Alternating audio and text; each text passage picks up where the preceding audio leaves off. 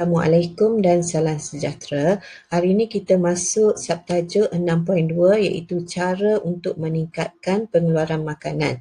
Jadi objektif pelajaran ialah untuk menganalisis cara untuk meningkatkan pengeluaran makanan. Okey, kita rujuk kepada graf populasi penduduk di Malaysia di mana berdasarkan graf menunjukkan bahawa jumlah penduduk Malaysia meningkat secara eksponen dalam tempoh 50 tahun. Jadi dengan meningkatnya jumlah penduduk di negara kita, maka meningkatlah keperluan kepada makanan. Jadi kita sebagai rakyat Malaysia ataupun penduduk negara kita sepatutnya bersyukur kepada Tuhan kerana telah menganugerahkan kita sebuah negara yang mempunyai pelbagai sumber alam, mempunyai cuaca yang sesuai untuk penanaman sepanjang tahun dan tidak dilanda bencana alam seperti kemarau yang berpanjangan serta banjir yang dahsyat. Jadi kita haruslah sedar bahawa bukan semua orang bernasib baik seperti kita kerana ada negara ataupun benua yang lain terdapat ramai penduduk yang menderita kerana kebuluran sedangkan kita mampu menikmati makanan yang sedap dan berkhasiat.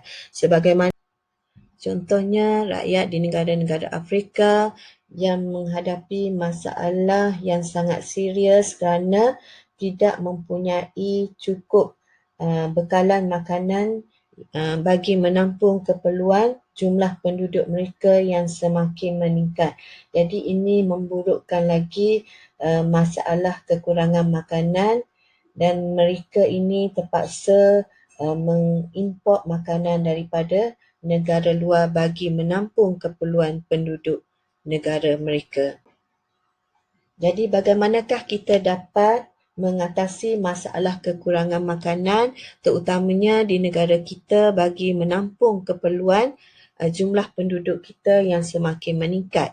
Jadi antara usaha yang dijalankan untuk meningkatkan kualiti dan kuantiti pengeluaran makanan ialah yang pertama ialah penggunaan baka bermutu tinggi. Yang kedua ialah penggunaan tanah yang cekap. Yang ketiga, penggunaan tanah dan kawasan keadaan air secara optimum. Yang keempat, penyelidikan dan pembangunan. Yang kelima, pendidikan dan bimbingan kepada petani. Dan seterusnya ialah penggunaan teknologi moden. Jadi kita lihatlah cara bagaimana untuk meningkatkan kualiti dan kuantiti makanan, iaitu penggunaan baka yang berkualiti. Itu penghasilan makanan dapat dipertingkatkan menggunakan baka yang bermutu. Jadi dengan perkembangan teknologi telah membolehkan baka yang lebih bermutu dihasilkan melalui kaedah seperti pengklonan, kacukan dan pengubahsuaian genetik. Jadi antara ciri-ciri baka yang berkualiti ialah dapat mengeluarkan hasil yang berkualiti tinggi dalam kuantiti yang banyak. Yang kedua, daya rintangan yang tinggi terhadap penyakit dan perosak. Dan yang ketiga, dapat tumbuh dan matang dengan cepat. Okay, yang kedua ialah penggunaan teknologi moden, iaitu penggunaan jentera dan mesin dalam proses penanaman, penaburan baja, penyemburan racun serangga serta penuaian dan pemprosesan makanan dapat dipercepatkan. Okay, selain daripada penggunaan jentera dan mesin, teknologi moden yang digunakan dalam penanaman dan peternakan ialah menggunakan kaedah penanaman yang tidak memerlukan tanah, contohnya kaedah hidroponik. Selain daripada itu ialah penggunaan pelbagai baja kimia dan baja organik untuk penyuburan tanah pertanian dan penggunaan hormon buatan untuk mempertingkatkan kadar pertumbuhan haiwan, ternakan dan penggunaan antibiotik juga dapat membantu mempertingkatkan daya tahan penyakit haiwan ternakan. Okey, seterusnya ialah penggunaan tanah yang cekap, iaitu pelbagai kaedah pengurusan tanah yang cekap digunakan untuk mengekalkan kesuburan tanah selain mengurangkan hakisan tanah. Antara kaedah yang digunakan ialah tanaman bergilir, tanaman campuran, tanaman tutup bumi, sistem bersepadu dan tanaman mengikut kontur. Okay, yang keempat ialah penggunaan tanah secara optimal. Jadi cara untuk mengoptimalkan penggunaan tanah dan kawasan perairan termasuklah mengusahakan tanah yang terbiar supaya menjadi kawasan yang produktif. Yang kedua ialah menyuburkan kawasan tandus semula, contohnya kawasan tinggalan aktiviti perlumbungan. Sesetengah tanaman, contohnya pokok kelapa dapat tumbuh dengan baik di kawasan berpasir. Yang ketiga ialah penggunaan kolam perlumbungan yang terbiar untuk aktiviti aquaculture. Yang keempat ialah menggunakan kawasan perairan di tepi pantai sebagai kawasan aquaculture. Dan akhir sekali membina impangan dan tali air untuk tanah pertanian yang bermasalah bekalan sumber air. Yang seterusnya ialah penyelidikan dan bimbingan untuk petani. Okey. Di negara kita terdapat banyak institusi yang bukan sahaja menjalankan penyelidikan dalam bidang pertanian tetapi turut memberi bimbingan dan penyelidikan kepada para petani. Antaranya termasuklah Institut Penyelidikan dan Kemajuan Pertanian Malaysia iaitu MARDI. Yang kedua ialah Pertubuhan Peladang. Yang ketiga ialah Jabatan Pertanian dan sebagainya. Jadi kesemua institusi ini memainkan peranan penting dalam memberi pendidikan dan bimbingan kepada para petani bagi meningkatkan hasil tanaman. Ini dilakukan melalui ceramah dan kursus serta penerbitan risalah, poster, majalah dan bahan cetak lain yang diedarkan kepada petani.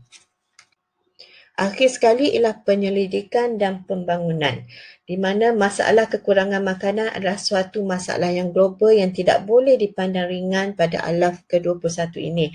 Jadi yang demikian, usaha penyelidikan dan pembangunan merupakan tugas yang penting yang perlu dijalankan secara berterusan. Jadi institusi Penyelidikan dan Kemajuan Pertanian Malaysia, misalnya MARDI, Lembaga Minyak Kelapa Sawit Malaysia iaitu MTOB, Institut Penyelidikan Haiwan dan Kementerian Pertanian merupakan beberapa institusi di Malaysia yang diamanahkan untuk menjalankan penyelidikan dan pembangunan yang berterusan terhadap tanaman dan ternakan bagi menghasilkan kualiti makanan yang baik dan kuantiti yang banyak. Jadi inilah antara cara-cara yang dijalankan di negara kita bagi meningkatkan kualiti dan kuantiti makanan. Okay, apakah makanan yang diubah suai secara genetik? Okay, iaitu kita kenali sebagai GMO, Genetically Modified Food ataupun organisma terubah suai genetik. Jadi ini merupakan satu teknik bioteknologi yang digunakan untuk memanipulasikan genetik organisma seperti haiwan dan tumbuh-tumbuhan untuk menghasilkan produk yang bermanfaat kepada manusia dan untuk kebaikan sejagat. Jadi organisma GMO ni dimanipulasikan melalui teknologi kejuruteraan genetik dengan memindahkan segmen gen daripada satu organisma kepada organisma sasaran yang lain. Jadi makanan ubah suai genetik ini merupakan produk-produk makanan seperti daging, ayam dan sayur-sayuran yang diubah suai genetiknya. Sebagai contoh, buah tomato yang dikenali sebagai fluff soft telah diubah suai genetiknya untuk tahan lebih lama pada musim sejuk berbanding tomato biasa yang tidak tahan, dan tomato ini telah diberi kebenaran untuk ditanam dan dikomersialkan di Amerika Syarikat sejak 24 tahun yang lalu. Jadi walau bagaimanapun, pengaplikasian kejuruteraan genetik untuk mengubah suai makanan mungkin mendatangkan kesan buruk seperti menyebabkan alergik ataupun kesan alergik kepada manusia, gangguan biodiversity dan peningkatan daya rintangan racun serangga serta racun rumpai terhadap rumput. Jadi inilah antara bahaya yang penggunaan produk makanan GMO. Jadi itu saja untuk hari ini. Sekian, terima kasih.